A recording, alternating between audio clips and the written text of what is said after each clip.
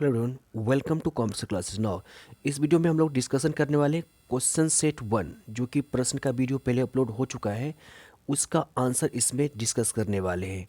और जिस समय ये वीडियो प्रीमियर हो रहा था उस समय बहुत सारे स्टूडेंट्स ने कोशिश किया था, जैसे सौरभ, काजल, बहुत सारे स्टूडेंट्स ने कोशिश किया था, लेकिन आप लोगों ने कमेंट में आंसर नहीं दिया है। और अभी तक आपने अगर क्वेश्चंस को नहीं देखा है सेट 1 को, तो इससे पहले का वीडियो मिल जाएगा, वहाँ पर क्वेश्चन सेट 1 लिखा होगा या नीचे डिस्क्रिप्शन में इसका लिंक मिल जाएगा, तो वहाँ से जाके इसको देख लीजिए और पहले अटेम्प्ट कीजिए आपको कितना सही हो पाता है, राइट। लेकिन इससे पहले ये कुछ पंक्ति जो आप लोगों को हमेशा जहन में याद रखना है। लहरों से डरकर नौका पार नहीं होती, कोशिश करने वालों की हार नहीं होती। नन्ही चींटी जब दाना लेकर चलती है, चढ़ती दीवारों पर 100 बार फिसलती है। मन का विश्वास, रगों में साहस भरता है। चढ़कर गिरना, गिरकर चढ़ना ना अखरता है। आखिर उसकी मेहनत बेकार नहीं होती, कोशिश करने वालों की कभी हार नहीं होती। डुबकियां सिंधु में गोताखोर लगाता है, जाकर खाली हाथ लौटकर आता है। मिलते नहीं सहज ही मोती गहरे पानी में, बढ़ता दुगुना उत्साह इसी हैरानी में। मुट्ठी उसकी खाली हर बार नहीं होती, कोशिश करने वाले की हार नहीं होती। और ये 4 पंक्ति बहुत इंपॉर्टेंट है। ये असफलता एक चुनौती है, स्वीकार करो क्या कमी रह गई है, देखो और सुधार करो। जब तक न सफल हो नींद चैन को त्यागो तुम, संघर्ष का मैदान छोड़ मत भागो तुम। कुछ किए बिना ही जय जयकार नहीं होती, कोशिश करने वालों की हार नहीं होती।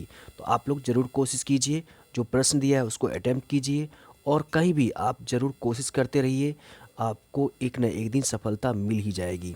तो आइए देखते हैं आंसर डिस्कशन में। ये फर्स्ट क्वेश्चन हमने दिया था कि अथर्ववेद में कितने मंत्र हैं। ऑप्शन जस्ट सामने है, तो इसका राइट आंसर ए हो जाता। 731 मंत्र है अथर्ववेद में, और सबसे बाद का वेद अथर्ववेद ही है। वेदों की संख्या 4 है, वेदों की संख्या 6 है, पुराणों की संख्या 18 है, राइट।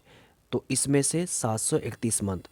1028 क्या है, तो 1028 सूक्तों की संख्या है। ऋग्वेद में 1028 सूक्त हैं और 10 मंडल हैं, राइट। और ये जो 6000 लिखा हुआ है, तो 6000 पद दिया हुआ है अथर्ववेद में, तो इसको ध्यान रखिएगा, राइट। सेकेंड क्वेश्चन हमने पूछा कि पृथ्वी सूक्त एक ही साथ लिखा रहता, पृथ्वी सूक्त किस वेद में से संबंधित है। तो अलग अलग वेद में सूक्त दिया हुआ है। पृथ्वी सूक्त जो है वह ऋग्वेद से संबंधित है। पृथ्वी सूक्त ऋग्वेद से संबंधित है, 2 का ए आंसर हो जाता है। हालांकि कई स्टूडेंट्स जब वीडियो प्रीमियर होता कोशिश किया था, जैसे सौरभ, काजल, सभी ने, बट किसी ने आंसर नीचे कमेंट अभी तक नहीं कर पाया जब तक मैं वीडियो रिकॉर्ड कर रहा हूँ। उम्मीद करता हूँ कि आप लोग रिकॉर्ड कीजिएगा तो आपका नाम जरूर यहाँ पर लिया जाएगा। नाउ क्वेश्चन नंबर 3 देख लीजिए।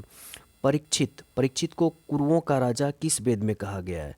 परीक्षित को कुरुओं का राजा किस वेद में कहा गया है, तो इसका राइट आंसर डी हो जाएगा, अथर्ववेद में। अथर्ववेद में परीक्षित को कुरुओं का राजा कहा गया है, राइट। देखिए, सबसे पुराना वेद ऋग्वेद होगा, सबसे बाद का वेद अथर्ववेद हो जाएगा, और संगीत का वर्णन गद एवं पद गय योग्य ये आपको है सामवेद। भारतीय संगीत का जनक बोला गया है सामवेद को, इसको आप लोग ध्यान रखिएगा, राइट।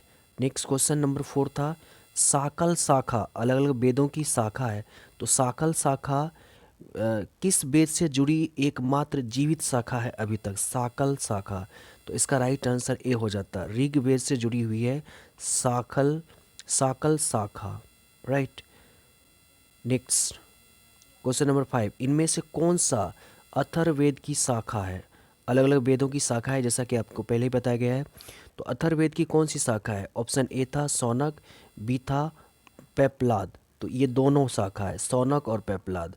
और हमने 5 ऑप्शन सेट किया है, तो इस अकॉर्डिंग इसका आंसर ई हो जाता है, यानी 1 से अधिक, 5 का आंसर ई हो जाता है, राइट। नाउ क्वेश्चन नंबर 6 है किस पुराण में राजतंत्र के साथ साथ कृषि संबंधी विवरण दिया गया है। पुराण, किस पुराण में, आप लोग टाइप कीजिएगा पुराणों की संख्या कितने हैं, तो पुराणों की संख्या पहले बता दिया 18 है। उपनिषद कितने हैं ये टाइप कीजिएगा, तो इसका राइट आंसर डी हो जाएगा, अग्नि पुराण में। अग्नि पुराण में राजतंत्र के साथ साथ कृषि संबंधी विवरण दिया गया है। और सबसे पुराना और प्रमाणिक पुराण कौन सा हो जाएगा, मत्स्य पुराण हो जाएगा। एग्जाम में आपको दिख जाएगा इस तरह के क्वेश्चन।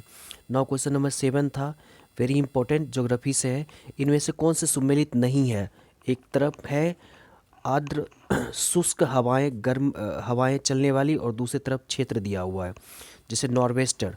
तो पूर्वी भारत में जो शुष्क गर्म हवा चलती है इसको नॉर्वेस्टर कहा जाता है, ये सही है। काल बैसाखी बंगाल में कहा जाता है, ये भी सही है। चेरी ब्लासम कर्नाटक में कहा जाता है, ये भी सही है। आम्र वर्षा बिहार में नहीं कहा जाता, आम्र वर्षा केरल में कहा जाता है, राइट। दक्षिण भारत केरल में कहा जाता है। सो 7 का डी इज राइट आंसर हो जाता है। नाउ क्वेश्चन नंबर 8, लाल मिट्टी की उर्वरता किसके प्रयोग द्वारा बढ़ाई जा सकती है, ऐसा प्रश्न हमने दिया था। तो इसका राइट आंसर ए है, चूना मिलाने से लाल मिट्टी की उर्वरता बढ़ाई जा सकती है। 8 का ए राइट आंसर हो जाता। नाउ क्वेश्चन नंबर 9 हमने दिया था कि राजस्थान के किस जिले में काली मृदा पाई जाती है। ऐसे राजस्थान जो है रेगिस्तानी एरिया माना जाता है, यानी बालुई इलाका माना जाता है, लेकिन कुछ जिला है जहाँ पर जो है काली मृदा पाई जाती है, काली मिट्टी पाई जाती है। तो ये 2 जिले हैं, बूंदी और टोंक। बूंदी और टोंक 2 जिला है राजस्थान में जहाँ पे काली मृदा पाई जाती है। तो ए और बी दोनों होता, यानी एक से अधिक, तो इसका आंसर ई हो जाता, राइट। नाउ क्वेश्चन नंबर 10, कृषि किस सूची का विषय है। तो इसका राइट आंसर हो जाता कृषि राज्य सूची का विषय है, ठीक है। केंद्र सरकार का जितना विषय है संघ सूची में आता है, घोहा होगा यहाँ संघ, तो ये राज्य, और जब दोनों का जिसमें आ जाता है तो वो समवर्ती बोला गया है। तो 10 का बी इज राइट आंसर होता है। जब तक मैं वीडियो रिकॉर्ड कर रहा था तब तक किसी ने जवाब नहीं दिया है, लेकिन अगला क्वेश्चन वाला वीडियो सेट आएगा, सेट 2, तो उसमें आप सभी कोशिश करिएगा अटेम्प्ट करने का, और उसके बाद आंसर का वीडियो ज़रूर देखिएगा। ओके, मिलते हैं नेक्स्ट वीडियो में। Thanks a lot of.